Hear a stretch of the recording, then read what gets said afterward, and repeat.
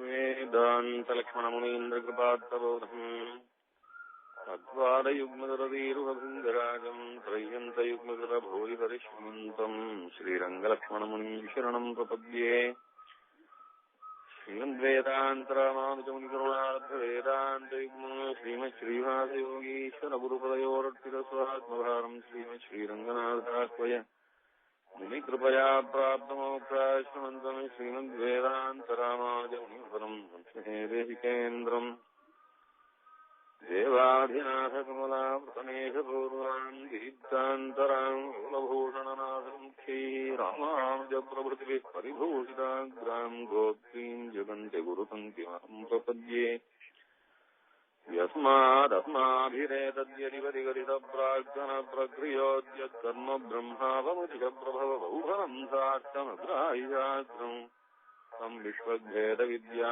श्रीवरविषयस्थेयभूतम् प्रभूतम् वन्दे यात्रेयरात्मानुजगुरुनम् वादिहंसाम्बुवाहम् சம்பிரதாயத்திலே இப்பொழுது நாம் அனுசந்தித்த தனியன் கிடாம்பி அப்புள்ளார் என்று எழுந்தருளியிருந்த உத்தமமான ஆச்சாரியானான சுவாமி நிகமாந்த மகாதேசிகனுடைய சாட்சாத் ஆச்சாரியருடைய தனியன். கிடாம்பி அப்புள்ளாரிடத்திலே வேதாந்த சம்பிரதாயமானது எப்படி பல வகைகளும் ஓடி வந்த நதிகள் சமுத்திரத்திலே வந்து கலக்குமோ அதுபோல ஸ்ரீபாஷ்ய கீதாபாஷ்ய பகவத் விஷய ரகசிய சம்பிரதாயங்கள் எல்லாம் வந்து ஒரே ஆச்சாரியரிடத்திலே கலந்து கிடந்து சமுத்திரமாய் சுவாமி நிகமாந்த மகாதேசிகனுக்கு அந்த சமுத்திரத்திலிருந்து கிடைத்ததான அமிர்தம் போலே நம் சம்பிரதாயம் பிரபத்தி சம்பிரதாயம் கிடைத்து இன்று நம் வரைக்கும் விளையாடி கொண்டு வருகிறது. ஸ்ரீ அப்புள்ளாருடைய பெருமையை இந்த வாரம் அனுபவிக்கப் போகிறோம். அத்தோட அப்புள்ளார் காலத்திலேதான்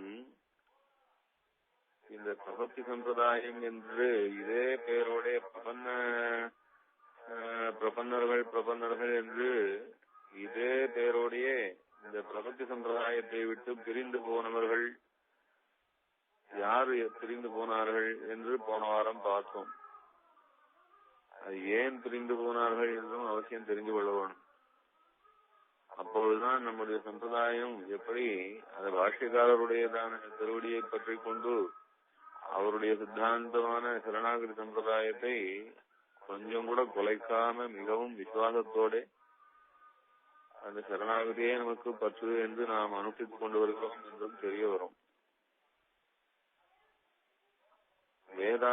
வேதாந்திகள் என்று வேத சம்பிரதாயத்தை வேதாந்தத்தை நம்பி இருப்பவர்கள் எல்லாரும் வேதாந்திகள் என்றுதான் பெயர் பெற்றிருக்கிறார்கள். நாம் விசிஷ்டாத்வைத சம்பிரதாயமான ராமானுஜ சித்தாந்தத்திலும் நம்ம வேதாந்தின்னு சொல்லிக்கிறோம். விசிஷ்டாத்வைத சம்பிரதாயத்துக்கு மாறாக இருக்கக்கூடிய அத்வைத சம்பிரதாயம் இருக்கே அதையும் அவளும் வேதாந்திகள் என்றுதான் அவள் தங்களையும் சொல்லிக்கிறார். ரெண்டு பேரும் வேதாந்திகளாயிருக்க ரெண்டு பேரும் ஏன் வெவ்வேறு விதமான கொள்கைகளை கொண்டிருக்கிறோம் என்றால் அது வேதாந்த வாக்கியத்தை வித்தியாசமா அர்த்தம் பண்ணிட்டதுனால. வித்தியாசமா அர்த்தம் பண்ணிட்டா அதுல ரெண்டு வித்தியாசமா போனதும் சரியென்று சொல்லிவிடவே முடியாது. ஏதாவது ஒண்ணுதான் சரியா இருக்கும். நம்முடைய பாஷ்யக்காரர் யோகேஸ்வரரான ஸ்ரீமன் நாதமுனிகள் அவருக்கு ஆச்சாரியராயிருந்த நம்மாழ்வார் உபதேசித்ததான விசிஷ்டாத்வைத சித்தாந்தத்தை தன்னுடைய சிஷ்யர்கள் மூலமாக சொல்லி வைத்தார். அது நமக்கு விசிஷ்டாத்வைத சித்தாந்தமாக அதை ஸ்ரீபாஷ்யக்காரர் விஸ்தாரமாக போதாயன விருத்தியை கடாட்சித்து பிரம்மசூத்திரத்துக்கு வியாக்கியானம் பண்ணி ரொம்ப வசதியான சம்பிரதாயமாக இந்த சித்தாந்த ஸ்தாபனம் பண்ணி வச்சார். அதே பிரம்மசூத்திரத்துக்கு தான் சங்கரரும் வியாக்கியானம் பண்ணி அத்வைத சித்தாந்தத்தை முன்னதாக வேறு விதமாக சொல்லி வச்சிருந்தார். ஆனா சங்கரருமே கூட அவருக்கு முன்னாலே இருந்ததான விசிஷ்டாத்வைத சித்தாந்தத்தை ஆங்காங்கே கண்டிச்சுதான் வியாக்கியானம் பண்ணியிருக்காரு. அதனால விசிஷ்டாத்வைத சித்தாந்தம் முன்னே இருந்தது. விசிஷ்டாத்வைதம் என்ற பெயர் தான் இல்லையே ஒழிய இதுக்கு சித்தாந்தம் வேதாந்த சித்தாந்தமாக முன்னே இருந்ததுதான். சங்கர பாஷ்யத்திலும் ராமானுஜ பாஷ்யத்திலும் ஒரே வேதாந்த வாக்கியத்தை வேறு விதமாக வியாக்கியானம் பண்ணி வித்தியாசப்படுவது போல பின்னால் நடாதுரம்மாள் அப்புள்ளார் காலத்துல பிரபத்தி என்கிறதான இந்த வார்த்தைக்குமே வித்தியாசமாக அர்த்தம் பண்ணி வேறு விதமாக பிரிஞ்சு போயிட்டா. அதான் தென்னாச்சாரிய சம்பிரதாயம். எப்படி பிரம்மம் ஒண்ணுதான் என்று உபனிஷத்து சொன்ன போது பிரம்மம் ஒண்ணு மாத்திரம்தான் இருக்கு, அதுக்கு வேற குணங்கள் கூட கிடையாது, அது சச்சிதானந்த பிரம்மம் மாத்திரம்தான், நிர்குண பிரம்மம் தான் சங்கரர் அந்த பிரம்மம் ஒண்ணுதான்ற வார்த்தைக்கு ஒரு விதமா அர்த்தம் சொல்லி வேதாந்த சம்பிரதாயத்திலேயே பிரிச்சுட்டு போனாரோ, அதே போல பிரபத்தி என்கிறதான இந்த ஒரே சப்தத்துக்கு வேறு விதமாக அர்த்தம் சொல்லி தென்னாச்சாரிய சம்பிரதாயம் இந்த பிரபத்தி சம்பிரதாயத்திலிருந்து பிரிஞ்சு போய் இப்பொழுதும் எப்படி சங்கரமதம் வேதாந்த சித்தாந்தம் என்றுதான் பெயர் பெற்றிருக்கிறோ அதுபோல அவாளும் தங்களை பிரபந்தர்கள் என்றுதான் சொல்லிப்பா. சப்தம் ஒண்ணுதான், ஆனா அதுக்கு அர்த்தம் பண்ணின்றது வேற, அதனாலே அனுஷ்டானமும் வேற. அவளுக்கு பிரம்மம் ஒண்ணுதான் சொன்ன போது பிரம்மம் ஒண்ணுதான், எல்லாமே பிரம்மமயம்தான், பிரம்மமும் ஆத்மாவாயும் சரீரமாயும் கொண்டிருக்கிறது. அந்த ஆத்மஸ்வரூபத்துக்கு சரீரம் ரொம்பவும் அதீனமாய் கிடக்கும். அந்த பிரம்மத்துக்கு சரீரமாய் இருக்குது சேதனம் அச்சேதனம் எல்லாம் தான். சேதனம் அச்சேதனம் எல்லாத்தையும் தனக்கு சரீரமாய் கொண்ட ஆத்மாவா இருக்கிற பிரம்மம் ஒன்றுதான் என்று, இதுதான் பிரம்மம் ஒண்ணு என்று சொல்வதாக வேதத்தினுடைய பரமசாரம் என்று கீதாத்வைத சித்தாந்தம். அந்த பிரம்மமானது சகுண பிரம்மம், எல்லா கல்யாண குணங்களாலும் நிறைந்திருப்பது, உயர்வர உயர்நலமுடையவன், அயர்வர அமரர்கள் அதிபதி, இளனது உடையன் இது நினைவறியவன், இளனடை விசும்புடை உருவினன் அருவினன், புலனொடு புலனலன் ஒழிவிலன் பறந்தான், நலனுடையொருவனை நுணுகினும் நாமே என்பதாக இப்படி எல்லாத்தையும் தனக்கு அதீனமாய், எல்லாத்துக்கும் தான் சேஷியாய், எல்லாத்தினாலும் வரக்கூடிய பயனை பெற்றுக் கொண்டிருப்பவனாய், எல்லாத்துக்கும் ஆத்மாவாய் இருந்து இந்த பிரம்மம் தான் ஒன்றாகவே இருக்கிறது என்று அர்த்தம். அது எந்த குணங்களும் இல்லாதது பிரம்மம் என்று அர்த்தம் சொன்னார் சங்கரர். ஒரே சப்தத்தை ரெண்டு விதமா அர்த்தம் சொல்லி பிரிச்சுக்கிறதுன்றது பல காலத்திலிருந்தே ஏற்பட்டிருக்கிற குழப்பம்தான். இப்ப உதாரணமாக சேது என்று நாம் சொல்றோம் ஒரு வார்த்தை. சேது என்ற சம்ஸ்கிருத வார்த்தைக்கு ரெண்டு அர்த்தம் உண்டு. சேது என்றால் டேம்னு ஒரு அர்த்தம், பிரிட்ஜ்னு ஒரு அர்த்தம். பிரிட்ஜ்னா இந்த இடத்துல அந்த பக்கம் தாண்டி போறதுக்காக கட்டுறது பிரிட்ஜ். டேம்னா ஜலம் வந்ததுன்னா அதை நிறுத்தி வைக்கிறதுக்காக கட்டுறது டேம். இது தெரியும்.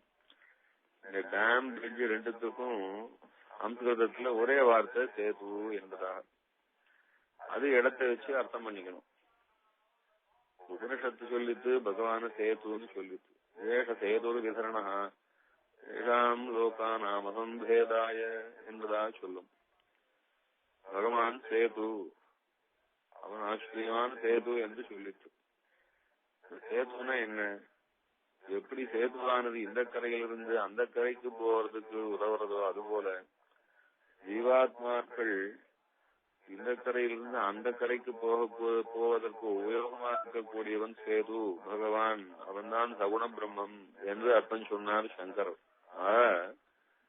சேது என்றால் எது கடத்துவிக்குமோ, எதை கொண்டு நாம் கடக்கலாமோ அது சேது. சகுண பிரம்மமாயிருக்கிற அதே பகவானியே நாம் கடந்து நிர்குண பிரம்மத்தை அடைய வேணும். அப்படி நிர்குணத்த பிரம்மத்தை அடையறதுக்கு நமக்கு சகாயமா இருக்கக்கூடியவன் அதே சகுண பிரம்மம் தான் என்று அர்த்தம் சொன்னார். ஆக சேதுன்றதுக்கு பிரிட்ஜின்னு அர்த்தம் சொல்லி, அந்த பிரிட்ஜானது கடப்பதற்கு உபயோகப்படுறதுன்னு சொல்லி, சகுண பிரம்மத்தை உபாசிப்போம், நிர்குணத்து பிரம்மத்தை போய் அடைஞ்சிருவான். அதனாலே சகுண பிரம்மம் நமக்கு உபாயம் என்று அர்த்தத்தை சொல்லி வச்சார் சங்கரர்.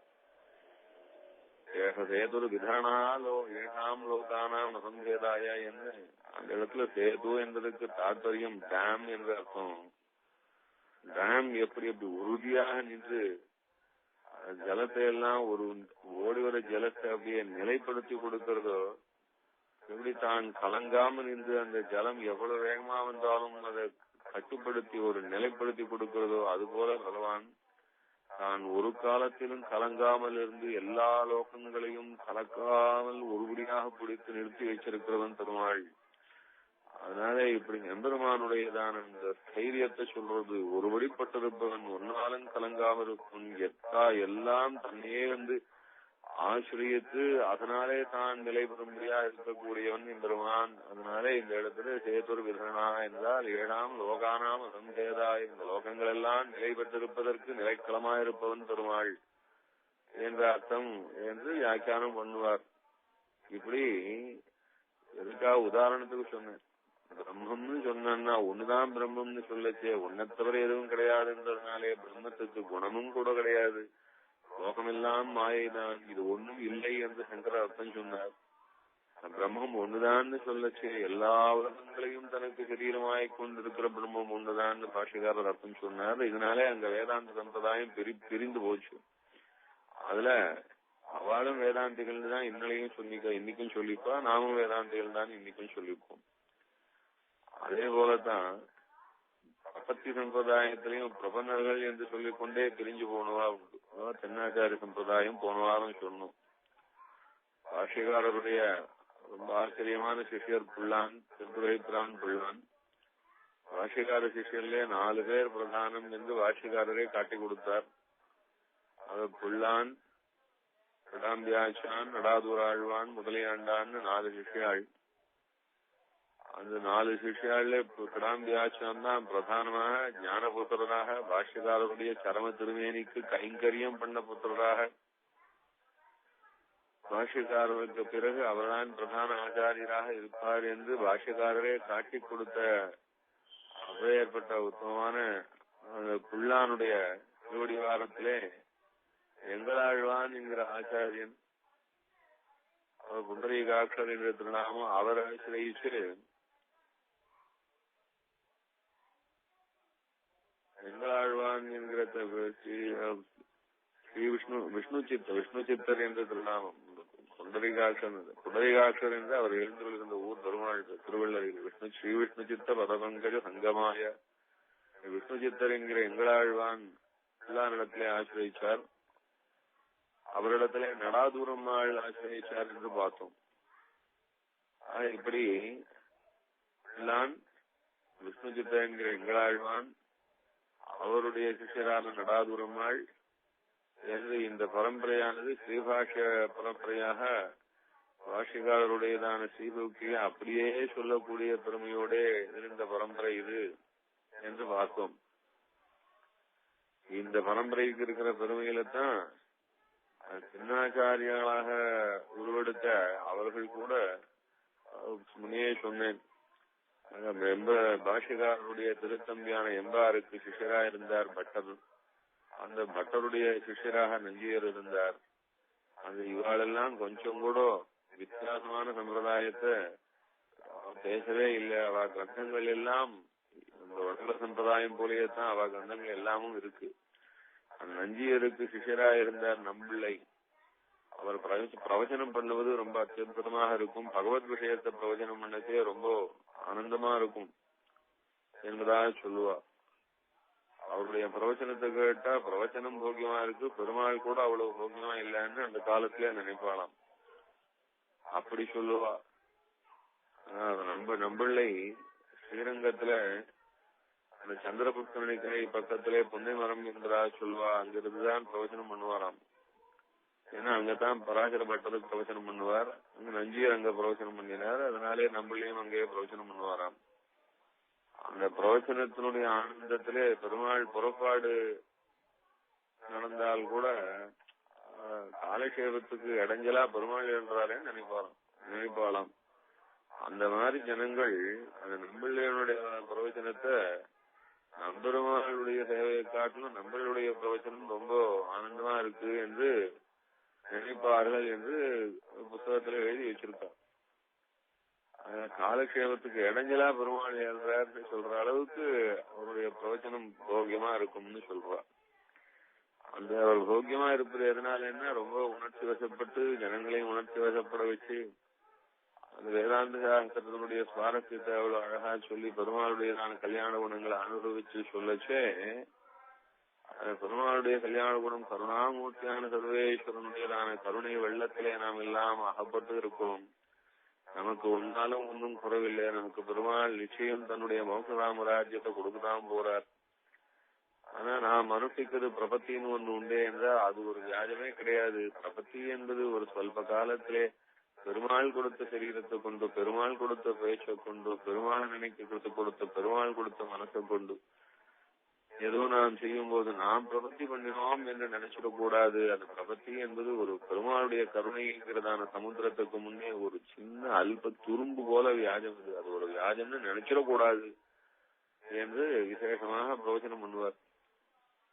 அது வியாஜம்னு நினைச்சிடக்கூடாது என்றது பிரபத்தி போய் ஒரு வியாஜமா என்ற அளவுல பேச்சு முத்தி போய் பிரபத்தி என்பதான வியாஜமே கூடாது என்பதாக கொஞ்சம் மாற்றி வந்துட்டா அதுதான் அவருடைய உபன்யாசத்தினாலே அவருடைய சிஷ்யர்கள் புரிஞ்சு கொண்டதான வித்தியாசம். அது முக்கியமான இந்த வித்தியாசத்தை ஏற்படுத்தி கொண்டவா யாருன்னால் அவருடைய சிஷ்யர்களான பெரியவாச்சான் பிள்ளை, வடக்கு திருவீதி பிள்ளை என்ற இப்படி சில பெரியவர்கள் இந்த வித்தியாசத்தை உருவாக்கி கொண்டவர்கள் வடக்கு திருவீதி பிள்ளை, பெரியவாச்சான் பிள்ளை புரிய மகான்கள் தான்.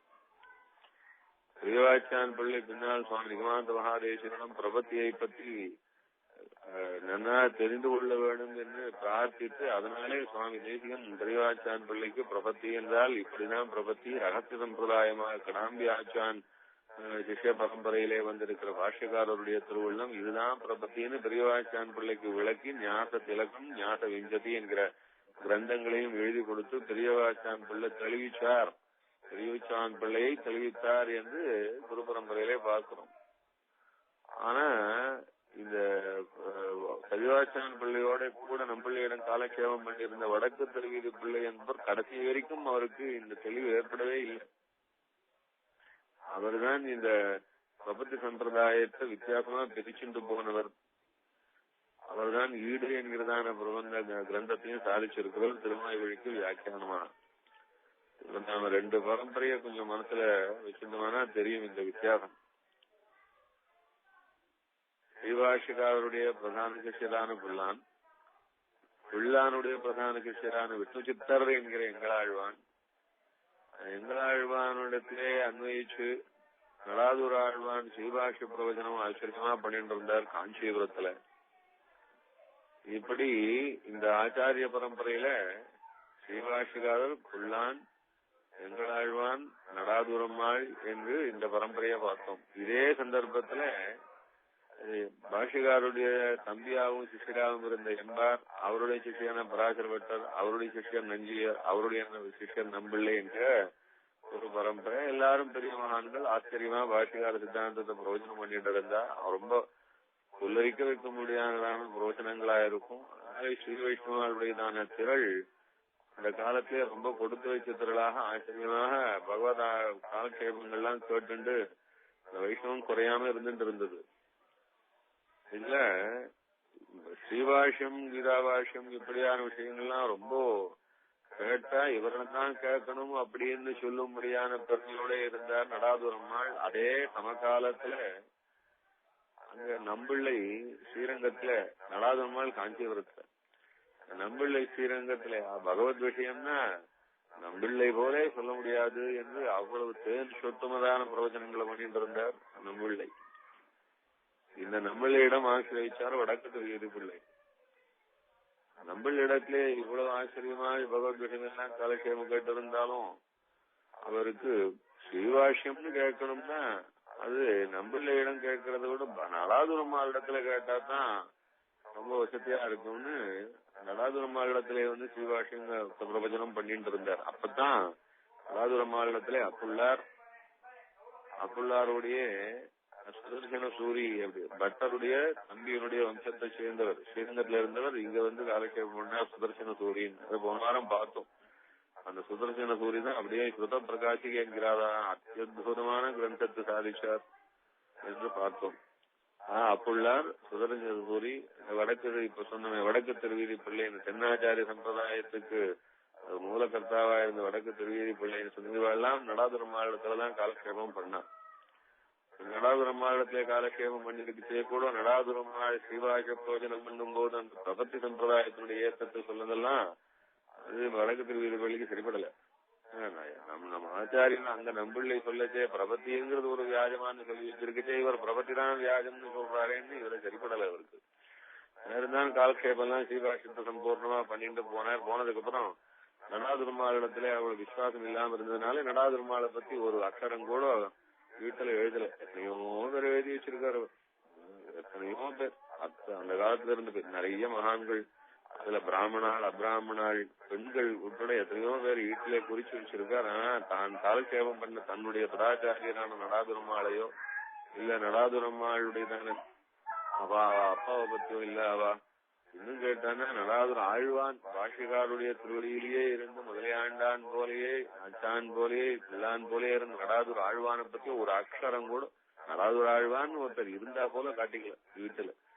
என்ன அவர் நடாதுர மாலை பிடிக்கல, அதனால அது அவர் பாடு, அது பிடிக்கிறதோ பிடிக்கலையோ அது அவர் பாடு. ஆனா அது பிடிக்கலன்றதுனாலே வந்ததான வித்தியாசம் நம்ம மனசுல படுறது, அதைத்தான் சொல்ல வரேன். நம்பிள்ளையிடத்திலே காலக்ஷேபம் பண்ணார். அவர் எம்பெருமானுடைய கருணையே நம்பி இருக்கணும்னு சொன்னார். கதியே இல்லை அருளல் அது எனக்கு நிதியே திருநீர்மல நிசீலத்தொத்தே பதியே பரவித்தொழும் தொண்டது தமக்கு கதியே சேமம் செங்கோன் அருளே, அருளே நமக்கு சேமம். ஆழ்வார் சொல்லலையா, சேமம் செங்கோன் அருளே திருவாரும் நட்பாகுவரின் ஏமம் பெறவையன் சொல் உண்மையே. ஆழ்வார் பாசுரம். ஆழ்வார் பாசுரங்கள்ல பெருமாளுடைய கருணை தான் நம்ம ரட்சிக்கும். பெருமாளுடைய கருணையே நம்பி இருக்கணும். நமக்கு பெருமாளுடைய கருணையை தவிர நமக்கு வேற ஒரு கதியே இல்லை. இந்த கருணையை நம்பாமல் வேற ஒன்று நம்பினால் இந்த ஆத்மா அனர்த்தப்பட்டு போகும் என்பதனால் அர்த்தத்தினாலே எப்படி நின் திருவருளாளன்றை காப்பறிதால் முறையோ துந்துருவர்களும் பங்கயத்தாள் திருவருளும் கொண்டு எப்படி அனுகிரகம் அனுகிரகம் அனுகிரகம்னு பெருமாளுடைய அனுகிரகத்தையே நம்பி இருக்க வேண்டியவன் ஜீவாத்மா என்று ஆழ்வார்கள் காட்டி கொடுத்தாலே, அதனாலே நாம் அனுகிரகத்தையே தான் நம்பி இருக்கணும். அதுதான் நமக்கு ரட்சணமா இருக்கும், அதுதான் நம்ம காப்பாற்றும், அதுதான் நமக்கு உபாயம். என்ன பெருமாளுடைய கருணையே உபாயம், பிரபத்தியே உபாயம்ன்றத வார்த்தைய போய் அதுக்கு பெருமாளுடைய கருணையே உபாயம்னு கொண்டு வந்தார். அவ பிரபத்தி உபாயம் இல்லையா அப்படின்னா, ஆனா பெருமாளுடைய கருணையே உபாயம்னு நாம நம்பிட்டு இருக்கிறது தானே பிரபத்தி என்பதாக அப்படி ஒரு சின்ன மாற்றம் வந்தது. அதுல பெருமாளுடைய கருணையே உபாயம் பிரபத்தி என்றது அதுதான் நாம் நம்பிட்டு இருக்கோம்ன்றது எல்லா ரெண்டு பேருக்கும் அதேதான். வடகையாருக்கும் திருமலையாருக்கும் அதே தானே. நமக்கு வேற என்ன, பெருமாளுடைய கருணையை தவிர வேற என்ன உபாயம் இருக்கு? ஆனா பிரபன்னன் எப்படி இருக்கணும், பிரபத்தி காலத்திலே என்ன செய்யணும்? பிரபத்தி காலத்துல பெருமாளுடைய கருணையே நமக்கு உத்தாரகம், பெருமாளுடைய கருணத்தான் நம்ம ரட்சிக்கும் என்றதான விசுவாசம் போகணும். பிரபத்தி அனுஷ்டிச்ச பிறகு எப்படி இருக்கணும்னா அப்போ அதே போலத்தான் பெருமாளுடைய கருணையே நம்பி இருக்கணும். சேமம் செங்கோ அருளே கதியே இல்லை அருளல் அது எனக்கு உன் திருவருளால் நீ காப்பறிதால் முறையோ, அப்படிதான் இருக்கணும். அதனால பிரபத்தி செய்த பிறகு பிரபத்திக்கு முன்னாலையும் பின்னாலையும் எப்படி பெருமாளுடைய கருணையே நம்பித்தான் இருக்கணுமோ பிரபன்னன், அந்த கருணையானது பிரபத்தி அனுஷ்டானத்துக்கு முன்னே பிரபத்தி அனுஷ்டானத்துக்கு பின்ன இருக்கணும் அப்படின்ற அந்த சூக்மத்தை விட்டு அந்த கருணையை நம்பிட்டு இருக்கிறதே பிரபத்தி என்கிறதான ஒரு வித்தியாசத்தை ஏற்படுத்தணும். பிரபத்தி அனுஷ்டானத்தும் போதும் பெருமாளுடைய கருணையை நம்பி இருக்கணும். பிரபத்தி அனுஷ்டானத்துக்கு பின்னும் எப்பொழுதும் அதே கருணையை தான் நம்பி இருக்கணும். அதுதான் பிரபந்தனுக்கு அழகு, அதுதான் தேக யாத்திரை, அதுதான் அமிர்தம். அதனால அதையே நம்பிட்டு இருக்கணும்னு சொன்னத அந்த பிரபத்தி அனுஷ்டானத்தும் போதும் முன்னும் பின்னும்ன்றத மொத்தமா எப்பவும் பெருமாளுடைய கருணையே நம்பிட்டு இருக்கணும். அதுதான் பிரபத்தி என்கிற ஒரு வித்தியாசத்தை ஏற்படுத்தினா அப்போ பிரபத்தி தேவையில்லைன்னு தோணி போச்சு. அந்த மாதிரி இது எதனால ஏற்பட்டதுன்னா அது ஆரம்பத்துல பட்டர் பிரவச்சனம் பண்ணும் போது இதே போல பெருமாளுடைய கருணையை ஆனந்தப்பட்டு பரவசமா சொல்லுவார். அவர் பரவசப்பட்டு ஆனந்தப்பட்டு பெருமாளுடைய கருணையை சொல்றது பரமார்த்தம், இது வசந்தது. அது அதுதான் எல்லா ஆச்சாரியாலும் கொண்டாடுவா. அதுதான் நம்ம ஆச்சாரியாலும் அதை கொண்டாடி சுவாமி சிவானந்த மகாதேவியனா அந்த கருணையை கொண்டாடுறது எப்படின்றதுனாலதான் யாரும் காட்டாத அளவுக்கு தயா சதகம் என்பது அத்தியுதமான கருணையை கொண்டாடுறது எப்படின்னு காட்டி கொடுத்தார். கருணையை கொண்டாடுவது என்பது வைஷ்ணவால் பெருமாளுடைய கருணையை கொண்டாடுறது என்பது வைஷ்ணவால் எல்லாருக்கும் அதுவே நமக்கு ஒரு ஜீவனம் மாதிரி இருந்தது உண்மை. ஆனா அந்த கருணையினாலே நமக்கு பிரபத்தியம், அந்த பிரபத்திக்கு பிறகு எம்பெருமானுடைய கருணையே நினைச்சிட்டு வாழணும். நமக்கு வேண்டி இருக்க பிரபத்தியே வேணாம், கருணையே போறோம்னு கொண்டு வந்தது தென்னாச்சார சம்பிரதாயம். அப்ப பிரபத்தின்றது வேண்டாம்னு சொன்னா ஏன் பிரபத்தி வேணும்னா பிரபத்தின்றது ஸ்வரூப விரோதம். பிரபத்தி போய் ஸ்வரூப விரோதமா பண்ண மகா தப்பு அப்படின்னா ஏன் மகா தப்புன்னா பக்தி யோகம் எப்படி ஸ்வரூப விரோதமோ அதே போல தப்புன்னா இது அதுக்கு மேல பெரிய குண்டா போச்சு. எந்த பக்தி யோகத்தை உபனிஷத்துக்கள் எல்லாம் அப்படி மகர்ஷிகள் எல்லாம் தன்னுடைய சிஷியர்களுக்கு ரகசியமா சொல்லி வச்சு அது உபனிஷத்துன்னு பாராட்டி பக்தி யோகம்னா அந்த பக்தி யோகத்திலே அந்த ஆத்மாவானது எம்பெருமானை எப்படி அனுபவிக்கணும், எப்படி தான் ஒரு வஸ்துவே இல்லை பெருமாளுக்கே ஆன்வத்து என்று கொள்ள வேணும்னு அந்த பரம சாத்விக தியாகத்தோட இந்த ஜீவாத்மாவுக்கு கர்த்தாவும் கரையிட்டாவும் அனுமந்தாவுமாயிருந்து பிரேரிதாவுமாயிருந்து பிரேரகனாவுமாயிருந்து இந்த ஜீவாத்மாவை நடத்தி போருகிறவன் அந்த பெருமாள் தான் என்றதான ஆசையினாலே பெருமாளத்திலே அந்த ஆசையே நினைச்சுட்டு இருக்கக்கூடிய பக்தியோகம் ஸ்வரூப விரோதம்னு வியாக்கியானம் பண்ணி வச்சா இப்போது நாம் சொன்ன தென்னாச்சாரியத்துல பரம்பரையில இப்படி பக்தியோகமும் ஸ்வரூப விரோதம், பிரபத்தியும் ஸ்வரூப விரோதம் எல்லாம் என்னென்ன நாம் ஒண்ணு செய்யறோம்னு ஒரு அதுல அம்சம் கலந்து போறது. இவ்வளவு காலம் நாம் நம்ம ஆத்மாவை நாம் ஏதோ நமக்கு சாப்பிடறதுக்கு நாம் ஓடணும், படுத்துக்கிறதுக்கு நாம் ஏதாவது ஏற்பாடு பண்ணிக்கணும், ஆபத்துன்னா நாம் தப்பிச்சுக்கணும் அப்படின்னு சொல்லி எப்படி ஆகும் ஆகார நித்ரா பயம் ஐசனங்களிலே எப்படி நாம் அப்படின்னு நாம் நினைச்சு நமக்கு நாமே ஓடினோம். அதே மாதிரி ஓட்டம்னா இவ்வளவு காலம் நம்ம ஓட வச்சது சம்சாரத்தை இனிமேலும் இப்படியே ஓட வைக்கும். அதனாலே நமக்கு என்ற ஒரு பிரயத்தனமும் பண்ணாம அந்த சொப்பிரயத்தனத்தை விட்டுட்டு இருந்து எம்பெருமானுடைய கருணையே விஸ்வசித்துக் கொண்டிருக்கிறது தான் பிரபத்தி என்று இந்த பிரபன்னனானவன் எப்படி முன்னும் பின்னும் அதே கருணையோடு இருக்கணும்னு கருணையே நம்பி இருக்கணும், அதே விசுவாசத்தோட இருக்கணும்னு சொல்லி கொடுத்தாலோ பிரபத்தி சூக்மத்தை சொல்லி கொடுத்த சதாச்சாரியர்கள் அதுல பிரபத்திய மாத்திரம் பண்ணாம இது எல்லாம் அப்படியே பெருமாளையே நம்பி பெருமாளுக்காகவே வாழ்ந்து பகவத் கைங்கரியத்தையே பண்ணி கொண்டு இருக்க வேணும் என்றதை மாத்திரம் பிடிச்சுண்டு அந்த சின்னாச்சாரிய சம்பிரதாயம் பிரிஞ்சு போயிடுத்து. இதுக்கு காரணம் பட்டரோருடையதான உபன்யாசத்திலே ஏற்பட்டதான ஒரு ஈடுபாடுதான் இருக்கு. ஆனா பட்டர் இப்படி பிரிச்சுக்கணும்னு சொல்லல. அவர் அதை கேட்டவாளுக்கு ஏற்பட்ட ஈடுபாடு பின்னால் அப்படி வந்துடுச்சு. வியசனேக மனுஷானாம் பிசம்பவதி துக்கிதா உற்சவே ருஜதேவ பரிதுஷ்யதி என்று ஒரு ஸ்லோகம். இந்த மாதிரியான ஸ்லோகங்கள் தான் அந்த பிரிவுக்கு காரணம். இது எதுக்காக பிரிவை சொல்றேன்னா அவ பிரிச்சுட்டு போனவாளை தப்பு சொல்றதுக்காக இல்ல. இந்த இடங்களிலே எப்படி சூக்மமாக பரமார்த்தத்தினும் ஆச்சாரியால் நிலையாக பிடிச்சுட்டு சம்பிரதாயத்தை சாஸ்திரத்தை இந்த சரணாகதி சூக்மத்தை எல்லாம் இந்நிலவும் நமக்கு காப்பாத்தி கொடுத்திருக்கான்னு நாம் அதுல எப்படி அது நம்பிட்டு போறது நம்பிட்டு அனுஷ்டிக்கிறதுல நமக்கு இருக்கக்கூடிய பெருமையும் தெரிஞ்சுக்கிறதுக்காக தான் சொல்றதை ஒழிய ஒருத்தரையும் தூஷிப்பதனாலே பண்ணக்கூடிய வரக்கூடிய பாபம் நமக்கு வேணும்னு நினைக்கவே இல்லை. அதனால யாரையும் தூஷித்து வரக்கூடிய பாபம் நமக்கு தேவையில்லை. எங்கே பிரிஞ்சதுன்னா எந்த அம்சத்திலே பிரிஞ்சதுன்னா ஸ்ரீமத் ராமாயணத்திலே ஒரு அருமையான ஸ்லோகம்.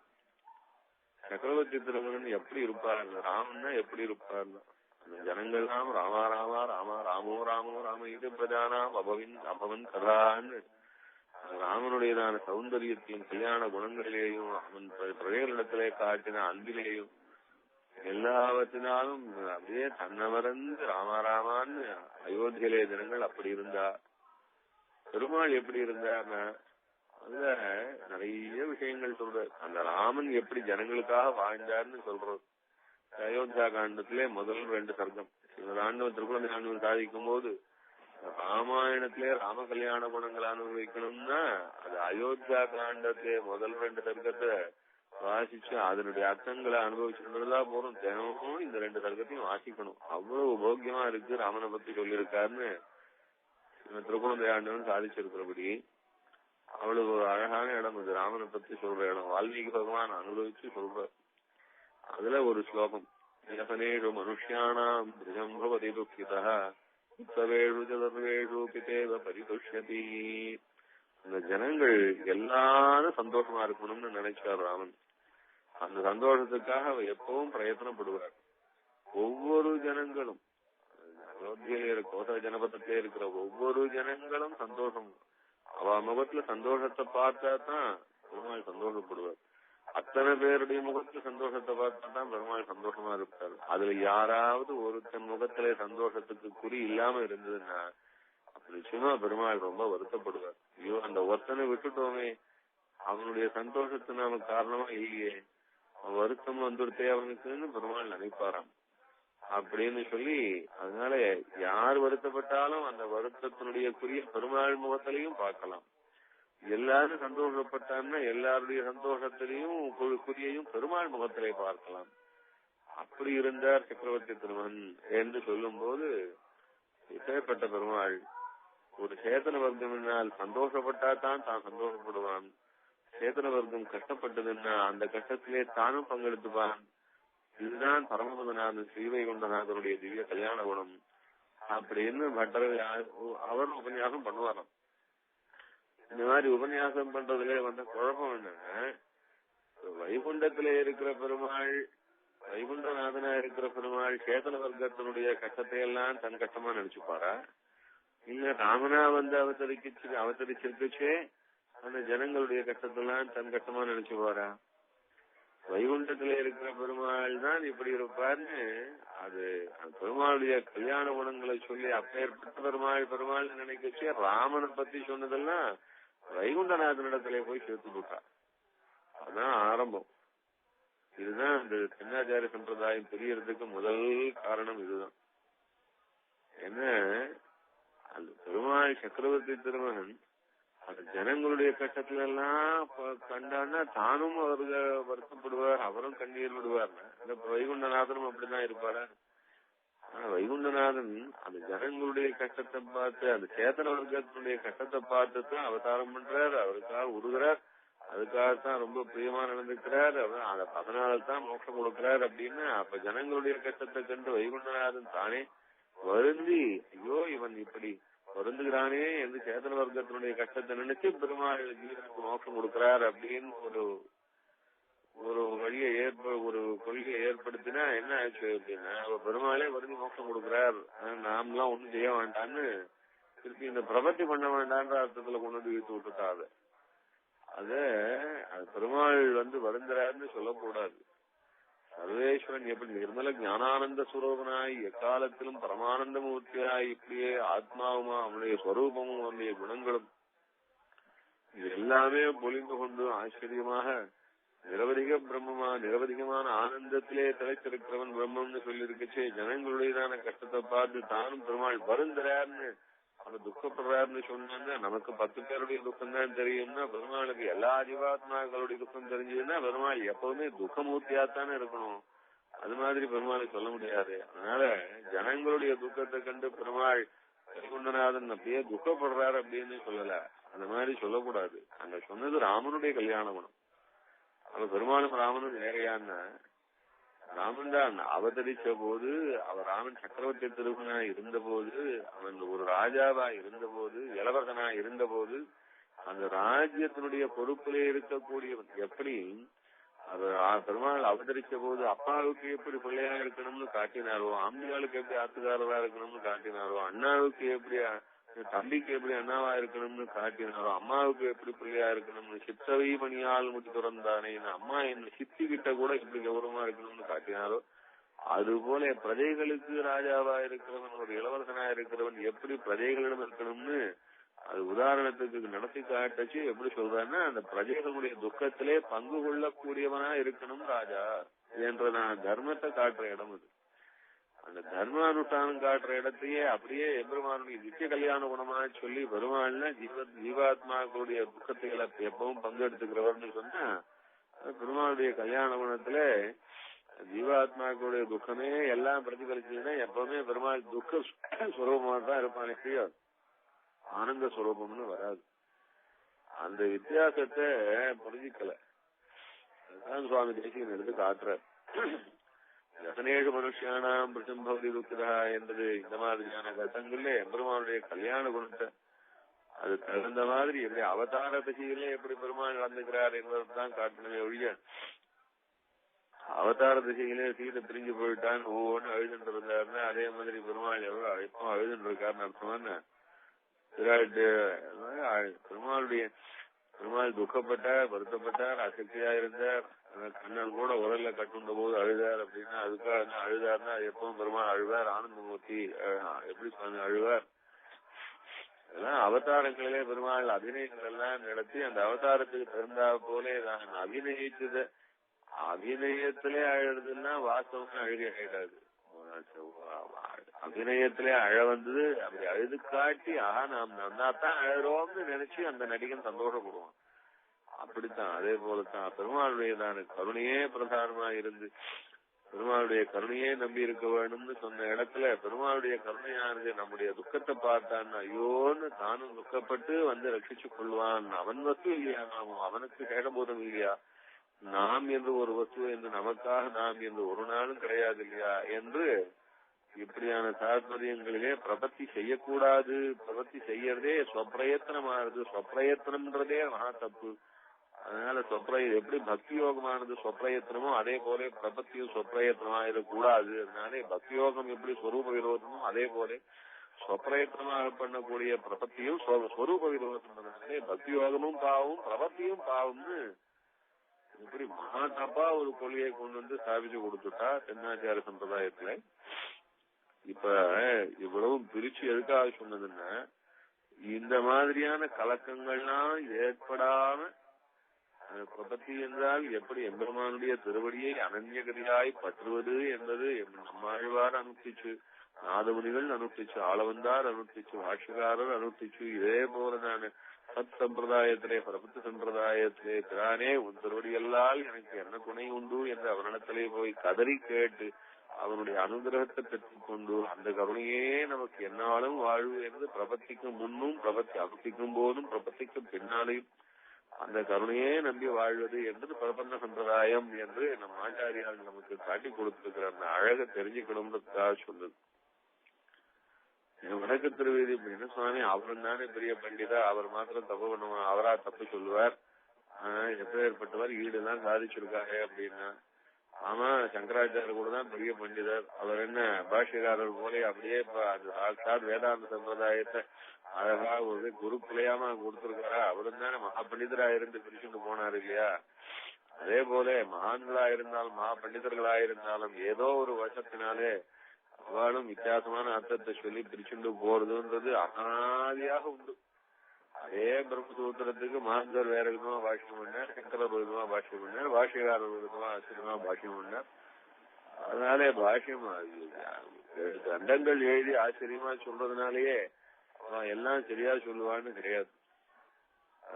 நடாதுரம்மாளிடத்திலே ஸ்ரீபாஷ்யம் கேட்டவர் நடாதுரம்மாளை பத்தி மூச்சு கூட விடல, ஒரு அக்கறம் விடலன்னு சொன்னதுன்னா அதே கண்டாலே தெரியும் அவர் எப்படி இந்த சத் சம்பிரதாயமான பிரபத்தி சம்பிரதாய ஆச்சாரியாளிடத்திலே கொஞ்சம் கூட விசுவாசம் இல்லாம பிரிச்சுட்டு போனார்னு தெரியும். இந்த வடக்கு திருவீதிப்பனுடைய திருக்குமாரர்கள்னா 2 பேர், பிள்ளலோகாச்சாரியனும் அழகிய மனவாள பெருமாள் நாயனார் என்னும். இவா கிரந்தங்கள் தான் முமுட்சுப்படி தத்துவத்திரயம், வச்சனபூஷணம், ஆச்சாரிய கிரந்தயம், இந்த 4 தான் தென்னாச்சார சம்பிரதாயத்தை கிரந்த சதுர்த்தயம்னு முக்கியமான கிரந்தமா வச்சுருக்கா. இப்ப நாம் சொன்னதான இந்த பிரபத்தி சம்பிரதாயத்தினுடைய வேறு உருவம் எல்லாம் இந்த கிரந்தத்திலேதான் அவள் பிரகாசப்படுத்தி இதை கொண்டு வந்தா, வெளியில கொண்டு வந்தா. இதுக்கெல்லாம் மூலம் எங்க இருக்குன்னா பகவத் விஷயமான ஈட்டில் இருக்கு. பகவத் சிவாய்மொழிக்கு வியாக்கியானமான வீடு, அந்த வீடை பண்ணினவர் வடக்கத்தில் வீடு பிள்ளை.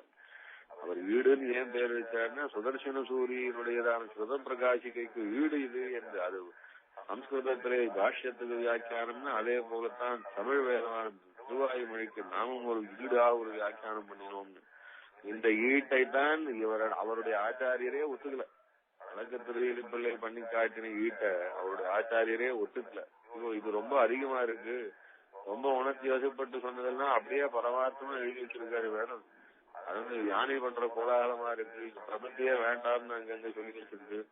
இதனால வேண்டாம், இது ஏற்கனவே இதே போல ஒண்ணு பண்ணி கொடுத்தார், அதையும் வேண்டாம்னு சொல்லியாச்சு, இதையும் வேண்டாம்னு சொன்னா சிஷியன் பாவம் வருத்தப்பட்டுமானேன்னு அது குதிரை கட்டி போடுறா இதை சொல்லி ஈவண்ணி பத்மநாபாச்சார் கிட்ட சொல்லி பரணம் மேல போட சொன்னார். அந்த ஈவண்ணி பத்மநாபாச்சார் அவர் என்ன அவருக்கு அப்புறம் அவர் பிள்ளை பத்திரம் மாதவாச்சார்னு அப்படியே ஒரு 2 தலைமுறை போச்சுன்னா என்ன ஆச்சு ஏது ஏன் பரணம் மேல இருக்குன்னா தோணுமே வழிய ஐயோ அவர் கூடவே கூடாதுன்னு சொன்னாருன்னு தோணாது. அவர் என்ன பண்ண அங்கே ஒரு 400 பிள்ளைன்னு ஒருத்தர் கொடுத்தாரு. அவர் அப்படியே திருவாய்மொழி பிள்ளை கொடுத்தாரு. திருவாய்மொழி பிள்ளையை எடுத்து பார்த்தார். ஆஹா நம்ம என்ன இருக்கு, ஏதோ அந்த காலத்துல பெரியவாக ஏதோ வேணும்னு சொல்லிட்டார். அதனால என்ன அவ சொன்ன என்ன விஷயம் நல்லா தானே இருக்குன்னு அவர் மனசுல பட்டு அதை எடுத்து மனவாள மாமனிக்கு கொடுத்துட்டார். இதையே பிரவச்சனம் பண்ணிட்டு இருங்க, வேற ஒன்னும் பண்ணாத, ஈடு பிரவச்சனம் பண்ணிட்டு இருந்தாலே போறோம் அப்படின்னு உத்தரவு கொடுத்தார். அதனால மனவாள மாமனிக்கு ஈடு பெருக்கார் அப்படின்னு பேரு.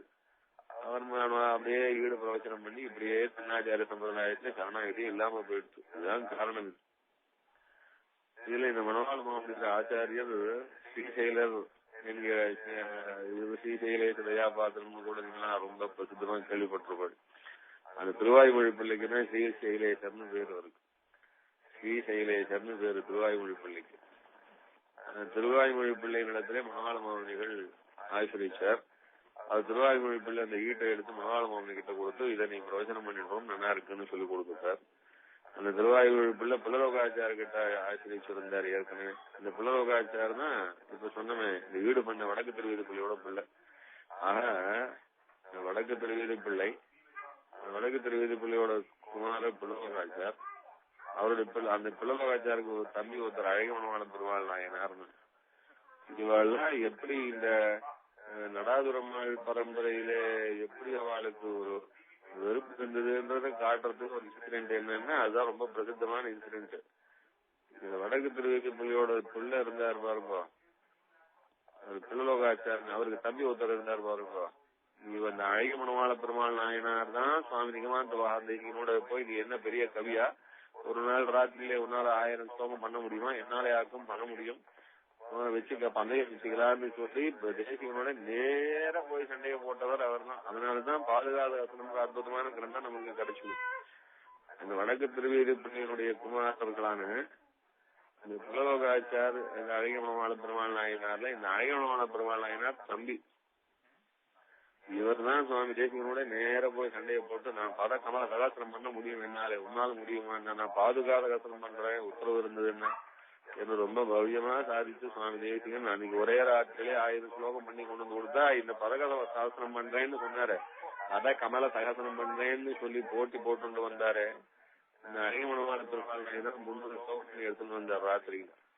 தேசிகன் அதே பார்த்து ஆச்சரியப்பட்டாரு. 300 சுவாமி என்ன ஒரு ராத்திரில 300 ஸ்லோகம் பண்ணிருக்காரு சுவாமி, என்ன ஆச்சரியம். பெருமாளை பத்தி பெருமாள் திருவடியை பத்தி 300 ஸ்லோகம் பண்ணக்கூடிய அளவுக்கு மகா கவின்னு ஒண்ணு ரொம்ப மாதிரி யாரும் என்று பாராட்டினார் சுவாமி தேசிகன். பார்த்தோம் தானே ஒரு ராத்திரி பூரா உட்கார்ந்தாலும் ஒரு ஸ்லோகம் வராதே பல நிறைய பேருக்கு.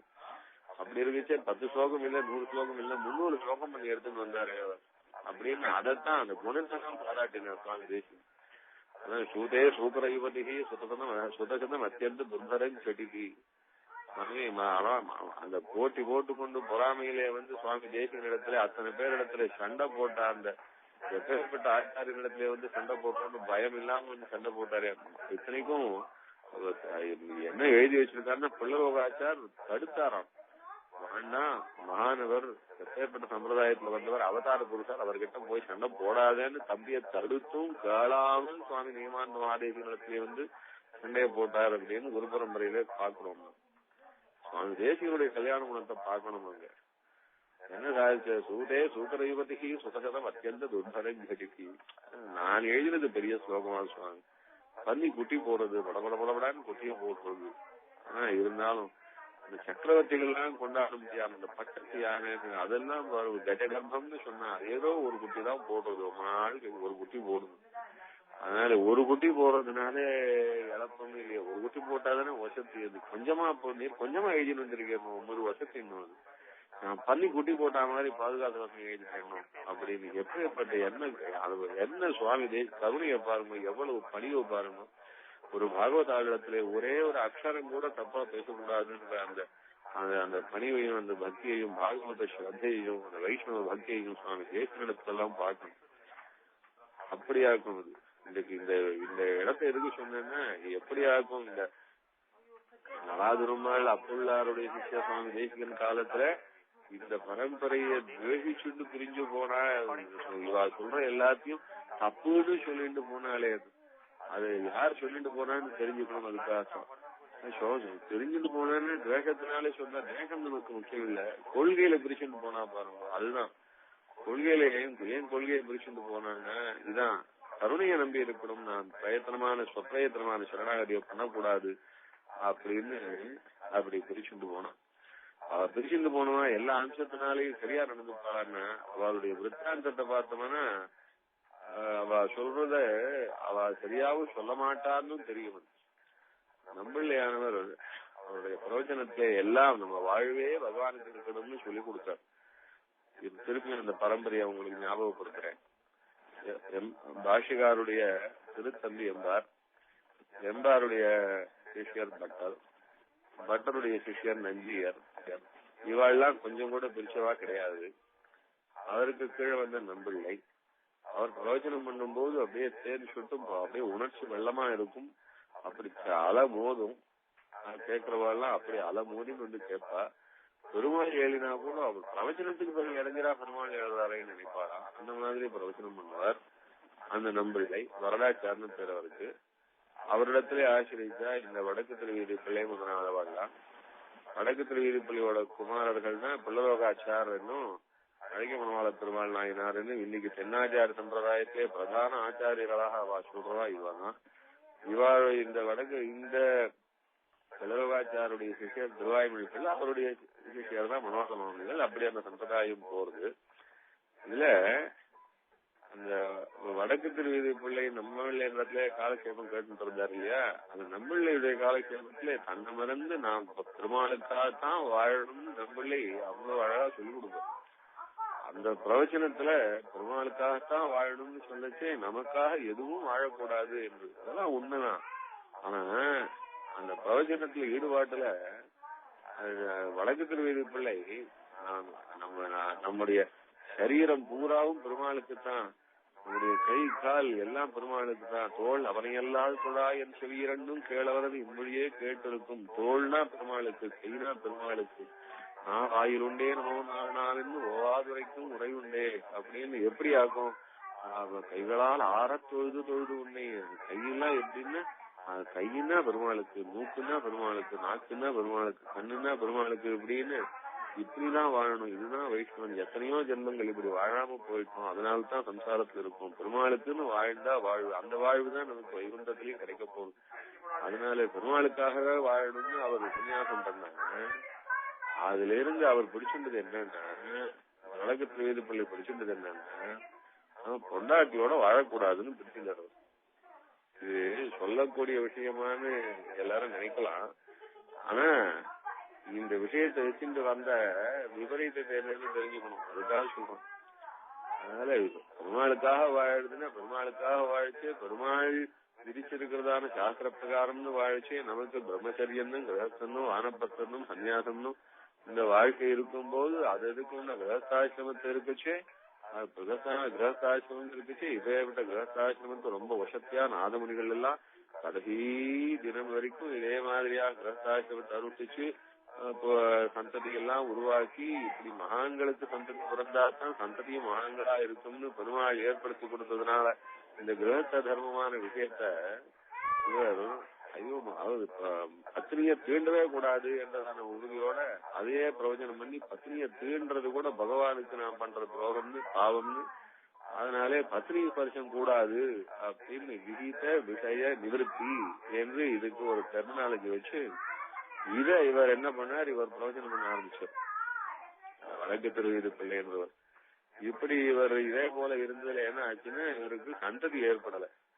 இது சந்ததி ஏற்படாம போயிடுச்சேன்னு அம்மா, வழக்கு திருவிதி பிள்ளையோட அம்மா, இதெல்லாம் நம்ம புத்தகத்துல கிடையாது, இதெல்லாம் தென்னாச்சாரிய புத்தகத்துல அவ எழுதி வச்சிருக்கிறதான், இல்லைன்னா நமக்கு தெரியவே தெரியாது. நம்பில இடத்துல போய், சுவாமி உங்க பிரவச்சனம் கேட்டு என் பிள்ளை இந்த மாதிரி குத்தனமே பண்ண மாட்டேங்கிறான், அவன் பத்திரி ஸ்பர்சமே தகாது பாவம்ங்கிறான், குழந்தையே பிறக்கல, என் வம்சம் இப்படியே போயிடுவான், நீங்க ஏதாவது ஒரு கருணை காட்டக்கூடாதான்னு வழக்கு தெரிவிக்கப்போட அம்மா போய் நம்பில இடத்துல சொன்னாலாம். அதுக்கு நம்பிள்ளை சொன்னாலும் இது ரொம்ப சங்கடமான இடம், இதுல போய் சொல்லுவானேன்னு கூட தோணும்.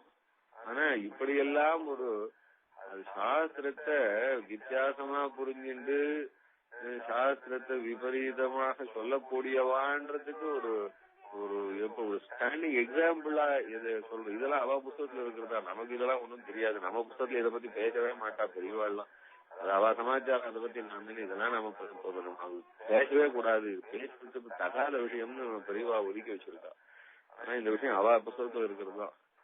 வடக்கு திருவிது பிள்ளையுடைய அம்மா நம்பில் இடத்துல போய் சந்ததி இல்லாம போச்சு சுவாமி, உங்க பிரவச்சனம் கேட்டு என் பிள்ளை இப்படி ஆயிட்டானே அப்படின்னா, அதுக்கு அவர் நம்பில என்ன சொன்னாராம், சரி உங்க மாட்டு பொண்ணு மாசம் தீர்த்தாபாடினதுக்கு அப்புறம் எல்லாத்துக்கு வர சொல்லுங்க, அனுகிரகம் பண்ணி அனுப்புறேன்னாராம். மாட்டு பொண்ணு வந்தான்னா மாட்டு பொண்ணுடைய வயிற்றை நம்பிள்ளை தடவி அனுகிரகம் பண்ணினார் என்று இது நம்பிள்ளை சரித்திரத்துல தென்னாச்சாரியால் எழுதுற விஷயம். அதனால அந்த பெண்ணுக்கு அதனால 2 குழந்தை பிறந்தது. அதுல ஒரு பிள்ளைதான் பிள்ளலோகாச்சாரியர், ஒரு பிள்ளை வடக்கு அழகிய வனவான பெருமாள்னாயனார். இப்படி வடக்கு திருவிப்பள்ளியை கூட்டு உபதேசமும் பண்ணாராம். தேவங்களுக்கு அனுகிரகம் பண்ணிருக்கேன், நீ இந்த மாதிரி விகித விஷய நிவர்த்தி என்று சொல்லி கொண்டு சந்ததியை உருவாக்காம இருக்கக்கூடாது, அதனால உன்னாலே சந்தாதி உருவாகும்படியா நடந்துக்கோ அப்படின்னு சொன்னாருன்னு எழுதியிருக்கா. இதுல ஏதோ கொஞ்சம் கௌரவம் வரும்படியா சில வார்த்தைகள்லாம் சேர்த்துக்கா. ஆனா இது போல சாஸ்திரமானது புத்திரோத்பத்தி பண்ணுவதற்காகத்தான் தர்ம பிரஜாத்தம் வினிமயே என்று இதற்காக கிரகஸ்த தர்மத்தை சொல்லி வச்சிருக்கச்சே, இதற்காக எப்பேற்பட்ட வதைக்காது மலைகள் எல்லாம் நாகமணிகள் உள்ளிட்டார், ஆளவந்தார் உள்ளிட்டார், எப்பேற்பட்ட மகான்கள் எல்லாம் சத்சந்ததியை உருவாக்குவதற்காகவே பகவத் திருஷ்டி என்பதனாலே பிரம்மச்சரியம், ஆனப்பத்தும், சந்நியாசம் இப்படி 3 ஆசிரமத்தில சந்ததியை உருவாக்க கூடாது, ஆனா கிரகஸ்த தர்மத்தில சந்ததியை உருவாக்கணும்னு எப்படி உபனிஷத்தே சொல்லும் போது குடும்பேஷு சோதேஷே சுவாத்தியாயமதியானும் தார்மிகான் நிரது, எப்படி ஆக்கும், இப்படி அத்தியனம் பண்ணணும், கல்யாணம் பண்ணிக்கணும், குழந்தைகளை உருவாக்கணும், குழந்தைகளையும் நம்ம போல ரிஷிகள் போல உருவாக்கணும்னு அந்த காலத்து ரிஷிகளுக்கு ரிஷிகளான சிஷ்யாளுக்கு உபதேசம் பண்ணி வச்சு அப்படி தார்மிகான் நிரத்து இப்படி செய்யாமல் போயிட்டான்னா ரொம்ப தப்பு. இப்படி செஞ்சுட்டு யார் பகவத் தியானம் பண்ணி பிரம்மத்தை தியானம் பண்ணி அடையறானோ அவன் குடும்பே சுதௌதேசே சுவாத்தியாயம் அதீயானும் தார்மிகான் விரதது அஹிம்சன் சர்வபூதான் என்யத்த தீர்த்தேபியா நகல்வேவம் வர்த்தையன்னு யாவதாயுஷம் பரமலோகம் அனுசம்பத்தியதே.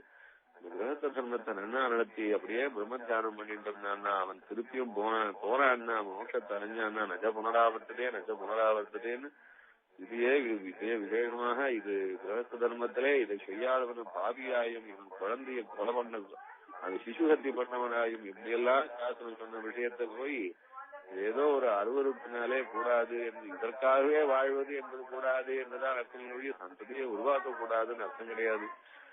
இதை புரிஞ்சுக்காம அவர் வடக்கத்துடைய பிள்ளை சந்ததியை உருவாக்குறதே மகாபாபம் என்பதாக இப்படி இருக்கிற சமயத்துல ஆச்சாரியால் சொல்லி அவருக்கு இது போல 2 குழந்தை பிறந்தது அப்படின்னா இதுல என்ன பெரிய விஷயம், அப்பாவானவர் எப்படி பத்னி ஸ்பர்சமே கூடாதுன்னு சொன்னா அவ பிள்ளைகள் 2 பேரும் பத்னியே கூடாதுன்னு கல்யாணமே பண்ணிக்காம கடைசி வரைக்கும் 106 வருஷம் இருந்தார் புலலோகாச்சாரியர்.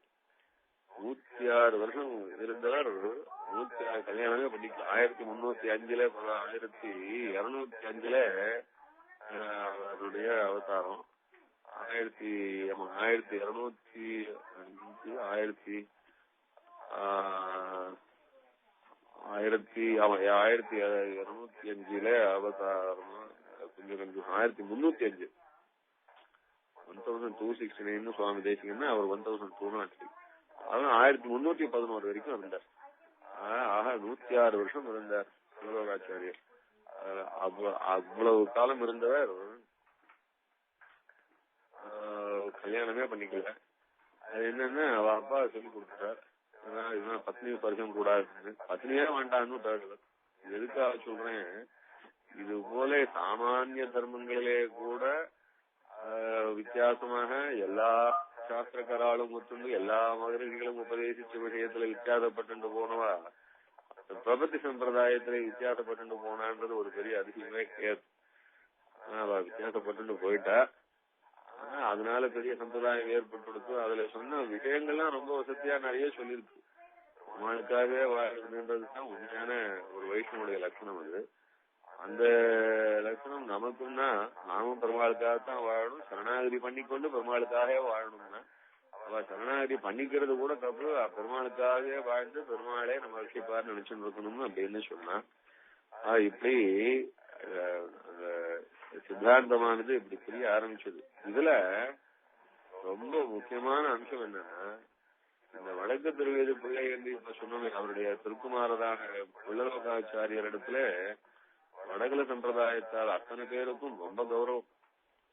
எதனால கௌரவம்னா, வடக்கு திருவேதிகளுடைய சீர்திருத்தங்களை சேவிச்சு அதனாலே பிரபத்தியே கூடாது என்று பிரபத்தி என்றாலே என்ன, சரணாகதி என்ற அனுஷ்டிப்பது ஆகாது, அதெல்லாம் ஸ்வரூப விரோதம் என்று இப்படி எல்லாம் பிரயோஜனம் பண்ணி இன்னைக்கு தென்னாச்சாரிய சம்பிரதாயத்துக்கு ஒரு பிரதான தலைவராக இருக்கக்கூடிய புள்ளலோகாச்சாரியருமே சுவாமி நிகமானந்த மகாதேசிகனுடையதான வைபவத்திலும் அவருடையதான அந்த பிரபத்தி சம்பிரதாய பிரவச்சனங்களையும் அவருக்கு ஸ்ரீபாஷ்யத்திலே பாஷ்யக்காரரே வந்து அவதரிச்சா போல சாட்சாத் அவதார புருஷராய் நித்தியசூரியான் கண்டாம்சராய் வந்து அவதரிச்ச சுவாமி தேசிகனிடத்திலே அவருக்கு ஒரு மகா விசுவாசம் ஏற்பட்டு போச்சு.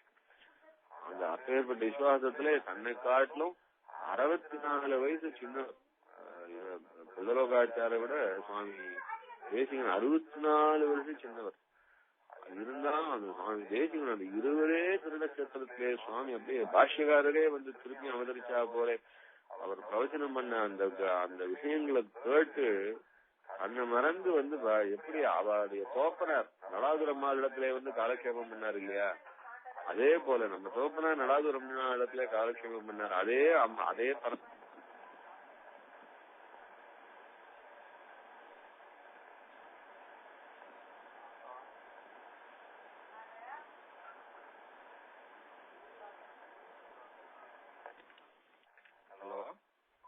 ஹலோ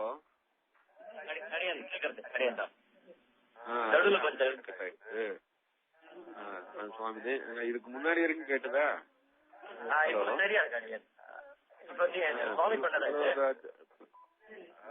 இது நான் பண்ணல, அது அதே கால் தான். இது நான் இந்த இதுல ஹேண்ட் செட்ல பண்ணிட்டு இருந்தேன், இப்போ இந்த லைன்ல வந்திருக்கேன். சுவாமி நிகமானந்த மகாதேசிகனுடையதான பிரபாவத்தில் ஈடுபட்டு அந்த ஸ்ரீபாஷ்ய பரம்பரை எப்படி பாஷ்யகார் பிள்ளான் எங்களாழ்வான் நடாதுரம்மாள் புள்ளார் சுவாமி நிகமானந்த மகாதேசிகன்ற பரம்பரையை நாம விடக்கூடாதுன்னு இவ்வளவு தூரம் அவர் அந்த தென்னாச்சாரிய சம்பிரதாயத்துக்கு தலைவராயிருந்தாலும் அந்த விசுவாசம் இருக்கு. அந்த சுவாமி தேசிகனிடத்திலே இந்த விசுவாசம் ஏற்பட்டு தேசிகனிடத்திலே வந்து ஸ்ரீபாஷ்ய காலக்ஷேபம் பண்ணி அந்த சுவாமி தேசிகனுடையதான ஸ்ரீசூக்திகளை அனுபவிச்சு இந்த ஸ்ரீசூக்திகளை தேசிகனுடைய ஸ்ரீசூக்திகளை ஒரே ஒரு வரிய மாத்திரம் நம்ம லைஃப்ல ஃபாலோ பண்ணா போறோம் சுவாமி, அதுக்கு மேல நமக்கு ஒரு குறையும் கிடையாது, மோட்சம் கைவசம் நிறவர் அப்படின்னு இந்த தாத்பரியத்துலதான் ஸ்ரீரொன்று புல் திருவேங்கடமுடையான் பானொன்ற சொன்ன பழமொழிகள் ஒன்று தானே அமையாதோ தானி வாழ்வார் தானே போமளவும் வாழ்வு என்றுதான் இந்த தனியன் எல்லாருக்கும் தெரியும்.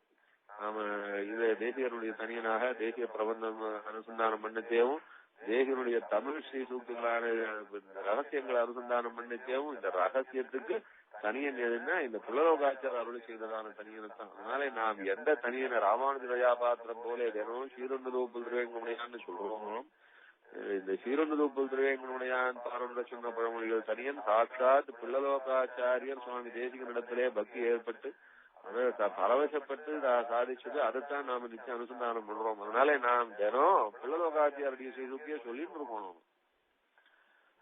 ஆனா இருந்தாலும் பிற்காலத்துல என்ன பண்ணிட்டா அது இந்த பிள்ளலோகாச்சாரம் பண்ணல அப்படின்றா.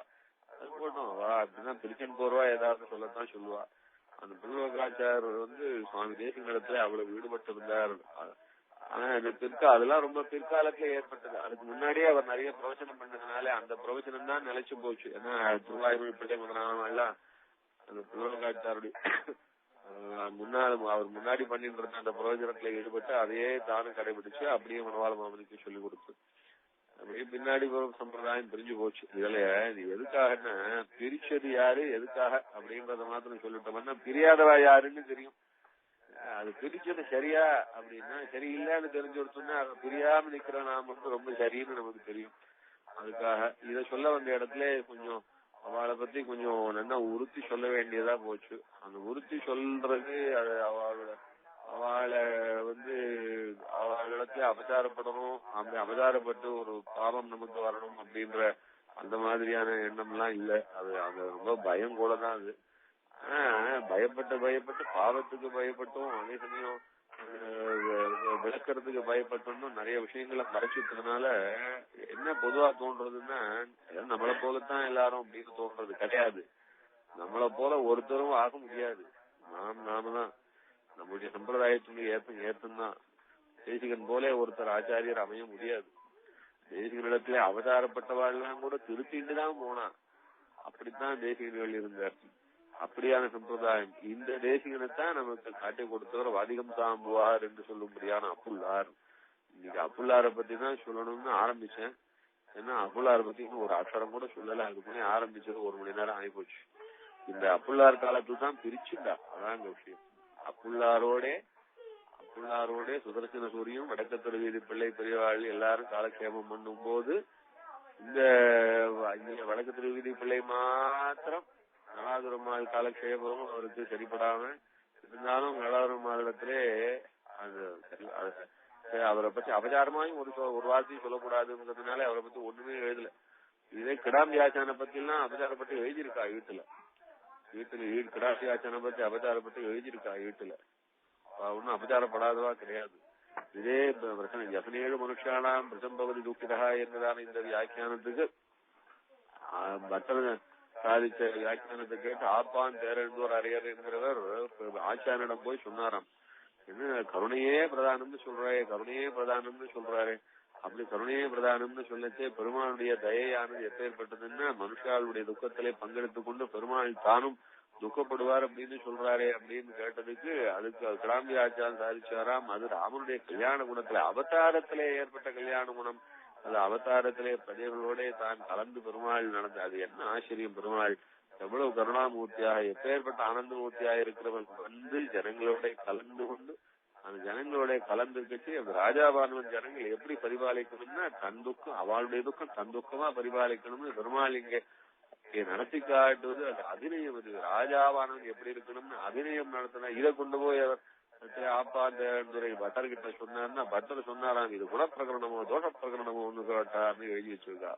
அதாவது கிடாம்பியாச்சான மறுத்து பேசினார் பட்டர் அப்படின்னு வீட்டில எழுதியிருக்கா. அது நிஜமோ பொய்யோ தெரியாது. அது மறுத்து பேசினார் பட்டர் அப்படின்னு எழுதினான். அது கிடாம்பியாச்சான மறுத்து பேசுவாரா? சாட்சாத் பாஷ்யக்காரருடைய சிஷ்யராய் ஒரு வேதாந்த உதயநாச்சாரியர் என்று பெயர் பெற்று ஸ்ரீபாஷ சிம்ஹாசனாதிபதியாயும் ரகசிய சிம்ஹாசனாதிபதியாயும் இந்த ரகசிய சாஸ்திர கருணாநிதி சாஸ்திரத்துக்கு பாஷ்யக்காருக்கு அப்புறம் பிரவர்த்தகராயும் இருக்கக்கூடிய அப்பேற்பட்ட உத்தமமான ஆச்சாரியரிடத்துல பட்டருக்கு இருக்கிற கௌரவம் எப்பேற்பட்டது. அந்த ஒரு சமயம் பட்டர் ஒரு பாசுரம் 5 நெஞ்சொல் நங்காய் அறக்கருவலம் பாவை நன்னி வெஞ்சினம் மூக்கறிந்தன்ற பாசுரத்துக்கு வியாக்கியானம் எப்படின்னு கேட்கிறாரு. எம்பார் இடத்துல கேட்கிறாரு. இந்த இடத்துல வியாக்கியானம் சரியா படலையே, மனசு தப்பறதே அப்படின்னார். நான் இதுக்கே சிரமப்படுவானே கிடாம்பி ஆச்சார இடத்துல போய் கேட்டா அழகா சொல்லுவார்னு எம்பார் பட்டர் இடத்திலே சொல்லி அனுப்பிச்சாராம். கிடாம்பி ஆச்சார இடத்திலே போய் கேளு அழகா சொல்லுவார் இதற்கு அப்படின்னு எம்பார் சொல்லி அனுப்பிச்சார். அதை சொல்லணும். எப்பேற்பட்ட எம்பார் எப்பேற்பட்ட பட்டர். இந்த பட்டருக்கு விளக்கம் சொன்னார் கிடாம்பி ஆச்சான்னு. இப்படி அவெல்லாம் கிடாம்பி ஆச்சானம் கொண்டாடி வச்சிருக்கா. இது பெரியவாச்சான் பிள்ளை எழுதியிருக்காரு அவர் வியாக்கியானத்துல. பெரியவாச்சான் பிள்ளை வியாக்கியானத்துல 5 வெஞ்சோல் திருமொழி பாசுர வியாக்கியானத்துல சாதிச்சிருக்காரு. அப்படி கிடாம்பியாச்சாரம் அவ்வளவு கௌரவமா பாவிச்சிருக்குதே. கிடாம்பியாச்சாரம் ஸ்ரீசுக்தியை மறுத்தா ஒரு பெட்டர் ஒரு வார்த்தை சொல்ல போறாரு. ஆனா அப்படி சொன்னாருன்னு எழுதியிருக்கா. அதனால அப்படி சில இடங்கள்ல அதனாலதான் அந்த ஈடு என்பது அந்த பகவத் விஷயம் திருவாய்மொழி பகவத் குணானுபவத்துக்கு ரொம்ப வசதியா இருந்தாலும் அந்த காலத்தில் இருந்த மகான்களிடத்திலே நடையாடி கொண்டிருந்ததான இந்த வித்தியாசங்கள் எல்லாம் அப்படியே தெளிவா காட்டுறது ஈடு. அதனால ஈடு அவசியம் சேவிக்கணும். அது சேவிச்சா பகவத் கல்யாண குணங்களும் தெரியும். அதே சமயம் அந்த காலத்தில் இருந்த பிரிவு என்னன்றதும் தெரியும். அது அந்த மகான்கள் எப்படி இருந்தா அதுல யார் யார் எங்கெங்க பிரிச்சா அப்படின்னு அதுல மறைச்சது என்ன வெளிப்பட்டது என்னன்னு தெரியும். வீட்டுல ஒரு இடத்தையும் ராமானுஜ பத்தி ஒரு அக்கறம் கூட இருக்காது. எது திவ்ய பிரபந்தத்திலே ஒரு அங்கமாய் அம்சமாய் எவ்வளவு வசத்தியான வீடு உண்டு. அப்ப ஏற்பட்டதான ராமானுஜ ஒரே ஒரு அக்கறம் கூட எடுக்க மாட்டாரு வழக்கத்தில் விதிப்பில்லை. ஏன்னா அவ ராமானுஜ ஒத்துக்கல. திருவரங்கத்தமதனாருடைய பிரபாவத்தை ஒத்துக்கல. அதனால ராமானுஜ அவளுக்கு கொஞ்சம் ஈடுபாடு கிடையாது. இதெல்லாம் வீட்டிலே இருக்கக்கூடியது மறைக்கப்பட்ட விஷயங்கள் வெளிப்படுத்தப்பட்ட விஷயங்கள் பார்த்தோம்னா ஈடு அது ஒரு சமுத்திரமா இருக்கும். அதுல இருக்கிறதான விஷயம் அது. அதுலதான் பார்த்தோம்னா எப்படி அவ பிரபத்த சம்பிரதாயத்துல இருந்து பிரிச்சான்னு தெரியும். ஆனா இருந்தாலும் நம்ம பிரவச்சனம் ரொம்பவும் வழக்கு தெரியுது பிள்ளைய பத்தியே ரொம்ப போயிடுச்சு. அது நமக்கு இனிமேல் தேவையில்லை. இவ்வளவு தெரிஞ்சுட்டா போறோம். இதுக்கு மேலே அவளை பத்தி நமக்கு ஒன்னும் பேச்சு இல்லை. ஆனா பிரிச்சுண்டா அப்படின்றத சொல்ல வந்த இடத்துல கொஞ்சம் அதிகமா சொல்லிட்டோம்னு தெரியல. இருந்தாலும் அவரிடத்துல யாரும் எந்த காலத்திலும் வைஷ்ணவனால் இருந்ததான அம்சத்தினாலையும் ஆழ்வார் சம்பிரதாயத்தை சேர்ந்தவான்றதுனாலையும் ராமானுஜ சம்பிரதாயத்தை சேர்ந்தவான்றதுனாலையும் பஞ்ச சம்ஸ்காரம் என்கிறதான உயர்ந்த சம்ஸ்காரத்தினாலே ஸ்ரீ வைஷ்ணவர்கள் ஆனார்கள் என்றதுனாலையும் பிரபத்தி சம்பிரதாயத்திலேயும் பிரபன்னன் எப்படி வாழ வேணும் என்றால் பகவத் கைங்கரியமாகவே வாழ வேணும் என்கிறதான அம்சத்துல அந்த பகவத் கைங்கரியத்திலேயே ஈடுபட்டு அஷ்டாவதார கைங்கரியத்திலேயே மண்டியிருந்து ஆழ்வார் ஸ்ரீ சுக்தியை தெரிவிச்சு கொண்டு இப்படியெல்லாம் நம்மிடமிருந்து கொஞ்சமும் வித்தியாசப்படாமல் பிரபத்தி பண்ணக்கூடாது என்றதான ஒரு அம்சத்தினால மாத்திரம் மோட்சார்த்தமாகிற புருஷார்த்தத்தை அடைவதற்கு வேண்டியதான அந்த உபாயத்தை மாத்திரம் விட்டு விலகி இருப்பதனால அந்த ஒரு அம்சத்தினால மாத்திரம் விலகி இருக்கான்றதுனால அவ நம்மிடத்திலிருந்து ரொம்ப வேறுபட்டவான்னு சொல்ல முடியாது. புருஷார்த்த மோட்சத்தை அடையிறதுக்காக உபாயத்தை அனுஷ்டிக்கிறது என்றது உபாயம்னு கிடைக்கிறது என்றது எத்தனையோ கோடி ஜென்ம புண்ணியம். அது தேசியன் சம்பிரதாயத்திலே அன்வயிச்சவாளுக்கு அத்தனை கோடி ஜென்ம புண்ணியத்தினாலே கிடைக்கிறது. தேசியன் சம்பிரதாயத்தை அன்வயிக்கலன்றதுனாலே அந்த பெரிய லாபம் அவளுக்கு இல்லாம போறது. அவ்வளவுதானே ஒழிய அவளுக்கு அந்த லாபம் இல்லன்றதுதானே ஒழிய நம்மாலே அவ ஒரு நாளும் நம்முடைய அகௌரவத்துக்கு வேண்டியவா கிடையாது. நமக்கு அவ கொடுக்கல் வாங்கல் முதலான உறவுகள் எல்லாம் இருக்கு. எல்லாரும் ஒன்னா சேர்ந்து பெருமாளை எத்தனையோ பெருமாளை அனுபவிக்கிறோம், சேவிக்கிறோம். வைஷ்ணவால் நாம் உத்தர கண்டு பூரிச்சுக்கிறோம், சந்தோஷப்பட்டுக்கிறோம். அதனால இந்த கொள்கை வித்தியாசத்தினாலே இந்த சரணாகதி அம்சத்திலே கொள்கை வித்தியாசத்தினாலே வித்தியாசப்பட்டு போனவா நஷ்டம் அவளுக்கு. அவ்வளவுதான். அதுக்கு மேலே நாம் அவளிடத்திலே எந்த விதமான தூஷண புத்தியும் கோப புத்தியும் நமக்கு வச்சுக்கிறது மகாபாபம். இது சாதிக்கிறார். எப்படியா புலித்தோல் போர்த்தி பசுத்தோல் போர்த்தி புலிப்பாய்ச்சல் பாயும் கணக்கிலே வந்த அந்த மாதிரியா வெறும் வேஷத்துக்கு வைஷ்ணவளா இருந்தா கூட அவளிடத்துல பரம ஜாக்கிரதையா நடந்துக்கணும். ஒரு அபச்சாரமும் படக்கூடாதுன்னு ரகசிய பிரச்சாரத்திலே சாதிக்கிறார். அப்படி இருக்குச்சே தத்துவமாகவே இந்த ஆழ்வாரிடத்திலையும் பெருமாளிடத்திலையும் தாயாரிடத்திலையும் ஆச்சாரியாரிடத்திலையும் விசுவாசமா இருந்து வைஷ்ணவத்தை பாராட்டிண்டு வைஷ்ணவத்தை கடைபிடிச்சுண்டு பஞ்சசம்ஸ்காரமாயிருந்தான இந்த வசந்த லட்சணத்தோடு இருக்கக்கூடிய இடத்திலே நமக்கு எந்த விதமான அபச்சார புத்தியும் கூடவும் கூடாது, கடையும் கிடையாது. இத அவசியம் இந்த சந்தர்ப்பத்திலே விஞ்ஞாபிச்சுக்கணும்னு பாக்குறேன்.